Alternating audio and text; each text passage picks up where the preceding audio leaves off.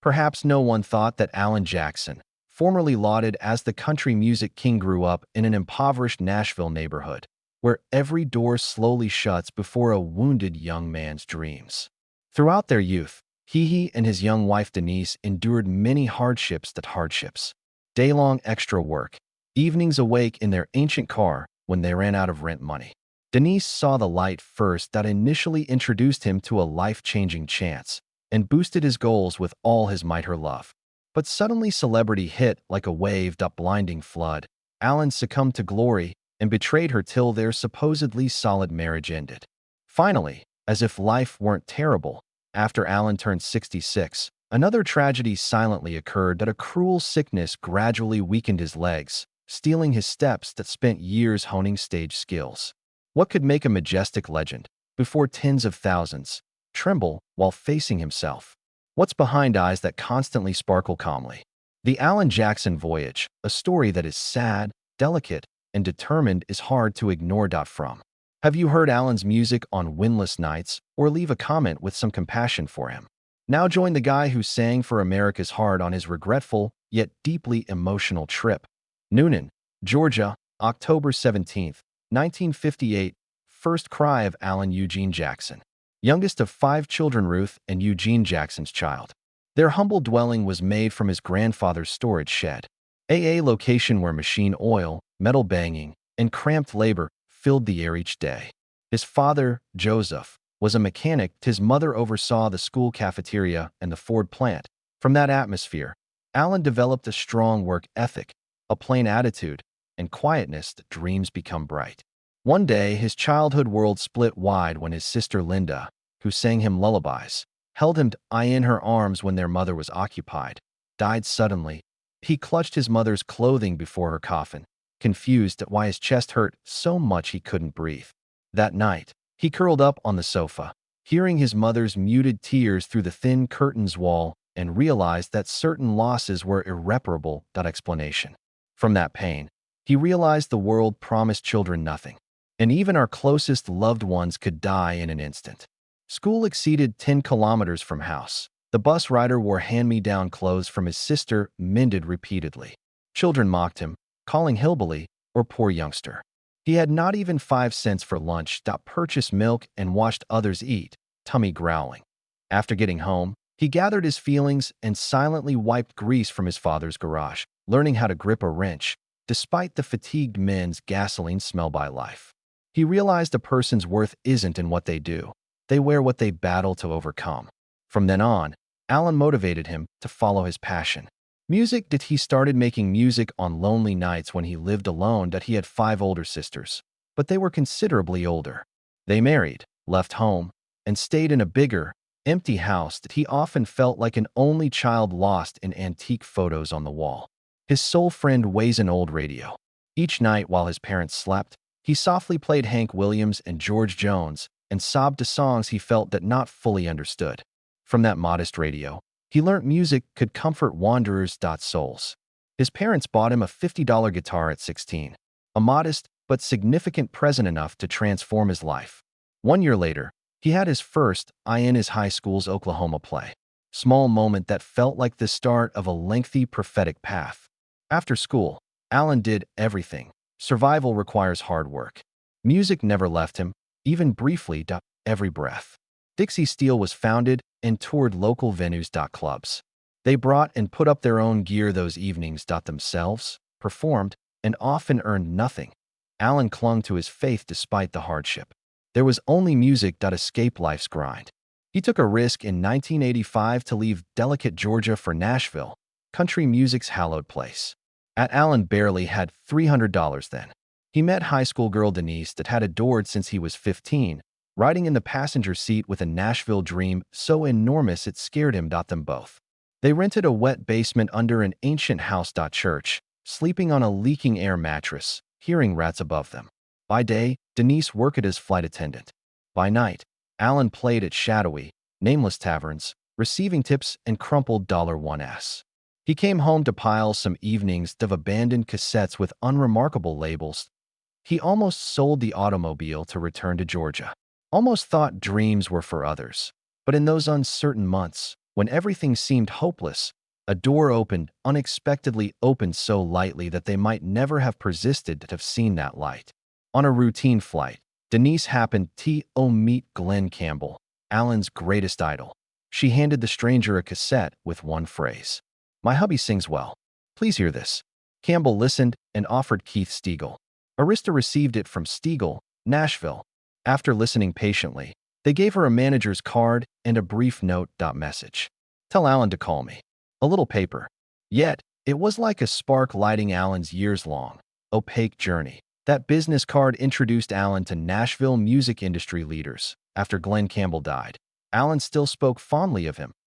He called Glenn a benefactor and said he was the first to reach out. In Nashville while Denise was a flight attendant, speeding through airports. That chance meeting set Alan on his path that the road he still can't believe he took.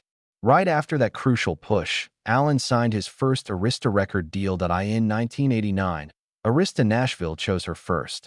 Early 1990 saw the release of his debut album, Here in Thane Real World. The nameless boy from Noonan exploded onto the country music scene, that unfamiliar breeze conveying the raw, violent sound of the American South. By late that year, American television had a lovely moment. Alan's debut album was gold. And Alan and Glenn Campbell, who had given the business card Denise, stood together, watching him as if a flawless circle of fate had ended. All Nashville hardships seemed to evaporate then. The 1990s gave Alan Jackson his career pinnacle and a painful reality, a fight to preserve country music's spirit. The Who I Am and High Mileage albums turned Chattahoochee, Living on Love, and Gone into hits country into lasting American melodies. Many songs were not rock. The jukebox was spontaneously inspired by a jukebox shaking wildly at Virginia roadside bar. And Alan instantly his future hit awakened when he leaned against it. While mainstream music inundated entering Nashville, sweeping many musicians into commercial trends, Alan preferred their direction. Even if he adhered the country's founding principles, that choice made him seem old-fashioned and opposed to genre progress. Alan saw more than melody in country music. It was Southern voice, the memory, past, and soul of a community he could not lose. One of his boldest career moments came from that conviction that their 2000 Murder on Music Row collaboration with George Strait. The song harshly denounced country music's commercialization, that its heart was hollowing out. Public opinion split drastically. Some praised it as a warning. Some said Alan went too far. September 11, 2001. All disagreements seemed minor once the globe fell in fire and smoke. The first lines came to Alan about 4 a.m. on Sunday morning, like collective grief whispering.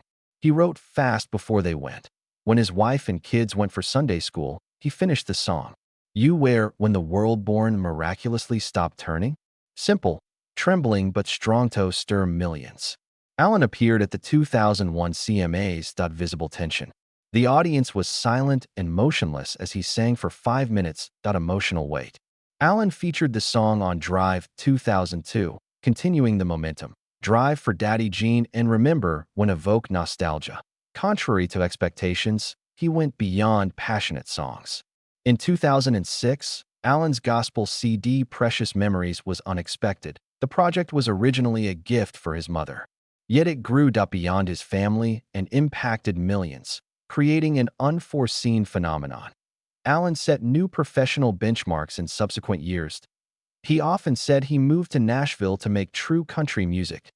He was raised with Conway Twitty, Charlie Pride, George Jones, Merle Haggard, and Titans shaped his heart. That pure love inspired all he made. For over 30 years, Alan Jackson sold 75 million records, 44 million of them globally. In America. He is honored on the Hollywood Walk of Fame and in the Country Music Hall of Fame. Most importantly, his legacy is not numbers. Perseverance, not titles.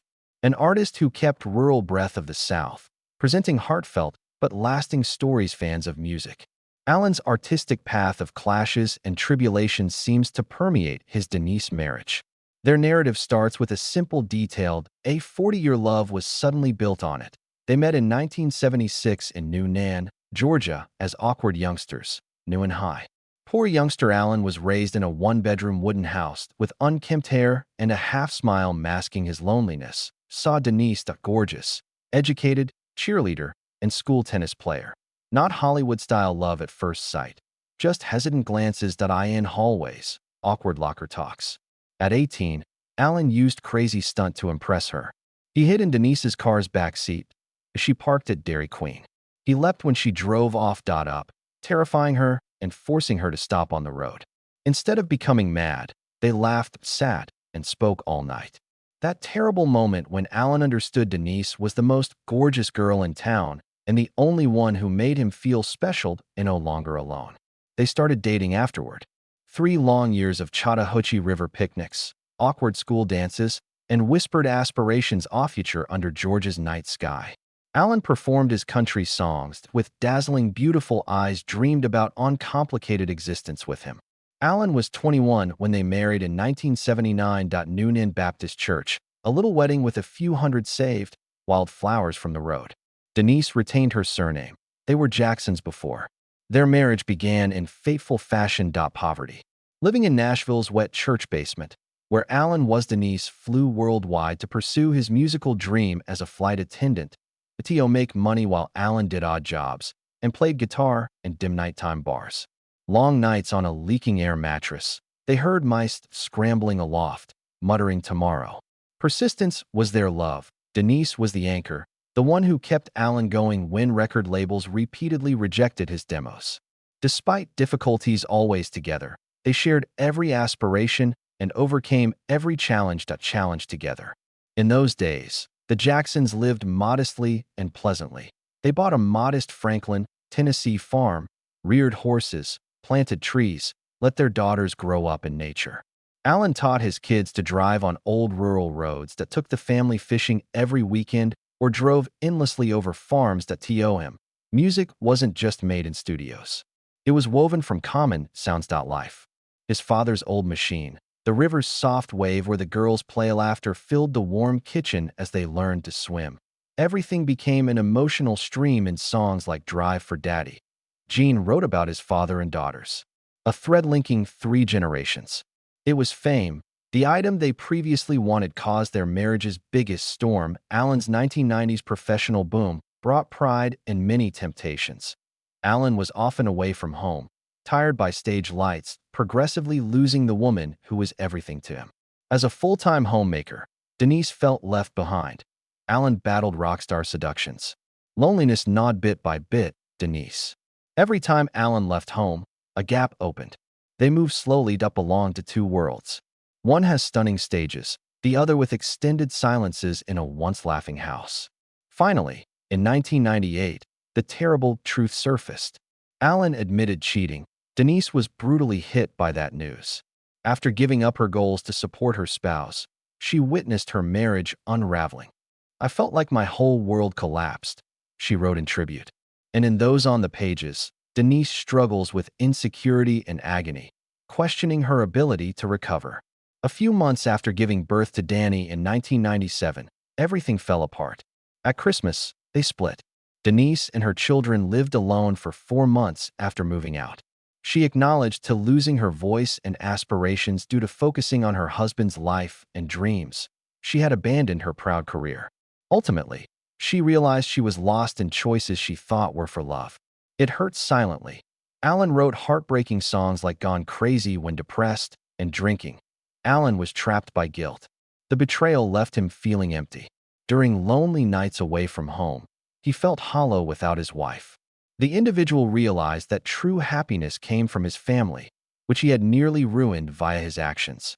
Fame could not fill the vacuum. The regret drove him to gently and methodically make apologies, proving he was still the trustworthy guy Denise previously trusted. A miracle occurred, not from Nashville or Georgia, but from their hearts. For months later, Alan saw his children. As he gazed at Denise, he felt sadness for the woman who had once been everything. "Would you go out with me for an evening?" he inquired timidly. This was their first date after the pain. They discussed childhood recollections and recent scars while sitting by the river. Love wasn't explosive at first. Long marriage counseling sessions and shared tears led to slow forgiveness. Christianity gave Denise strength. After praying and reading the Bible, she recognized that his betrayal led to a new love for God. After joining a marriage support group, they prioritized each other before fame and music. During their 19th anniversary in 1998, they reaffirmed their vows at the same Newen church with their three daughters as witnesses. To build a successful connection, Denise advised prioritizing it. From then on, Alan's compositions for his wife, such as Remember When, a love ballad about their journey from their 30s to healing scars, strengthened and deepened their marriage. Alan still thanks Denise for allowing him to start over and love her more deeply. After rebuilding their family, their three girls, Maddie, Alexandra, and Danny, remained the brightest spark. Alan and Denise suffered again after their marriage mended, the moment Denise Jackson was diagnosed with cervical cancer. Their lives were shattered. This deadly malignancy is widespread in women and can be fatal if not found early. Early-stage cancer cells stay in the cervix. With Pap smear or HPV DNA tests, a cure is nearly assured. Treatment becomes challenging with chemotherapy and radiation once the cancer spreads to surrounding lymph nodes or tissue. In the final stage, when it spreads to the lungs or liver, survival rates are low. Cancer struck them like a brutal sentence, causing widespread fear. Denise, once strong, brilliant, our family pillar, underwent intense treatment that damaged her body. As her hair lost, her skin became pale, and her vitality dwindled. Each day was a struggle, and the Jackson family was in pandemonium due to the fear of losing their valuable partner. Alan perceived the news as a profound blow to his soul. After standing hard in front of audiences, the artist became a helpless husband witnessing his wife's suffering. Instead of giving up, he sat alongside her day after day, sacrificing the stage, lights, and concerts. Each hug, kind word, and anxious glance protected Denise from her sorrow. Denise, tired, kept battling. She found meaning in life with Alan and their three daughters. Knowing you are loved and needed can give you the power to overcome any challenge. According to her, love, which no medicine could replace, helped her endure the most difficult times. Like constant rain, the battle was exhausting, but a miracle occurred. Treatments ended. Improvements were made, and the horrible sickness was delayed. Not just Denise won. A family triumphed as they held hands at the edge of the abyss. Faith and love, refusing to give in. Later, Alan stated one thing. Although we believed we would lose everything, we discovered that love never gives up. Although HPV immunizations and early screening have improved cervical cancer prevention, lots of families still fear it. Remember that certain fights require strength and resilience to overcome. After so much suffering, life should provide them rest. Fate changed things. In 2021, Alan revealed Chaudhary tooth disease, a rare neurological ailment inherited from his father, shocking the country music industry. This illness slowly erodes muscles without killing. Each stride requires balance in the body. After over 30 years on stage, the betrayal of his legs was a profound pain that could not be hidden by stage lights. Audiences often mistook his stumbling steps for exhaustion or intoxication. Alan spoke clearly, yet his heart was constricted. If I stumble on stage, it's not due to fatigue or intoxication. It's my daily struggle. The condition is rare, with only 1 in 2,500 Americans having it, and no cure available. Patients can only move minimally with current therapy. Medicine supplied a little light in the murky sorrow. Researchers at the Queen Square Institute of Neurology, University College London, are creating novel treatments. Early gene therapy experiments provide hope to individuals facing this hidden burden. Although weak, these promises provided a glimpse of optimism for millions of patients. Although Alan Jackson's body is deteriorating, he has not let the disease control his life. Each step feels like walking on a blade. However, he pushes himself towards the stage lights, relying on music for support. Even when his legs tremble, Alan's music passion remains. He stands in a large auditorium, swaying, with flaming eyes, resembling a warrior in his final battle. Alan said something that made many choke. Although my body may decline, music will fill the void. Alan Jackson has been a legendary country music performer for over 30 years, preserving the genre's original soul. While Nashville has been accused for pursuing popular sounds, Alan remained committed to preserving classic country music. His perseverance symbolized loyalty. As an artist who never sacrificed his essential convictions, he shaped subsequent generations. Luke Bryan credited Alan, George Strait, and Merle Haggard's music for shaping his boyhood. To Brian, Alan embodies Southern manhood. Be kind, sincere, and dignified even during difficult times. Eric Church praised him at the 2024 ACM Awards, leaving the audience speechless. Alan Jackson is a national treasure. His music's simplicity and sincerity give it force. Alan's words strengthened his status as a musical storyteller, reinforced by his ACM Poets Award. George Strait, a longtime friend and idol, collaborated with him to create the iconic Murder on Music Row performance. A contentious song defended country music's essence, making the duo the last gatekeepers of tradition in a changing music industry. Despite being 67, Alan still has a lovely, Southern smile. However, the smile conceals the difficult struggle with Charcot-Marie dental disease. In 2021, he revealed that standing on stage had gotten difficult due to his ailment. He often stumbled, leading others to believe he was inebriated or exhausted. Alan had to stay clear almost painfully. My unsteadiness isn't from drinking. I fight alone every day. Alan faced destiny instead of retreating. In 2024, he announced his farewell tour, Last Call, One More for the Road, starting in Boston on August 2nd and ending in Milwaukee on May 17, 2025. He visited 10 major cities and said fans came because his songs impacted their lives. He aimed to repay that love with all his might. Chattahoochee hits. It's 5 Rome, and remember when rang out again. Joyful and grateful farewell. Alan viewed this voyage as a joyful celebration with laughing, lights, and memories, rather than a sorrowful goodbye. The poignant tour was enhanced by his donation of $1 every ticket to the CMT Research Foundation, which is seeking treatment for his own ailment. The country music community was deeply moved by this gift. Alan channeled his personal grief into compassion for those he never knew yet shared the same agony. After leaving the city, Alan goes to his farm near Franklin, Tennessee. He spends his time fixing old vehicles, fishing, gardening, and spending time with Denise and their 3 daughters. Being a grandfather brings him simple but deep delight. He speaks tenderly about his young granddaughter and the impending one. It increases my want to return home. At that point, Alan is no longer a stage legend. Simply put, he finds tranquility inside his family. Despite not releasing new albums in recent years, Alan's creativity remains strong.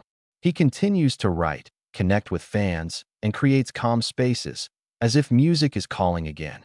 While many believed Milwaukee was the last gig, he unexpectedly announced a single Nashville show in summer 2026 that leaving late, but complete.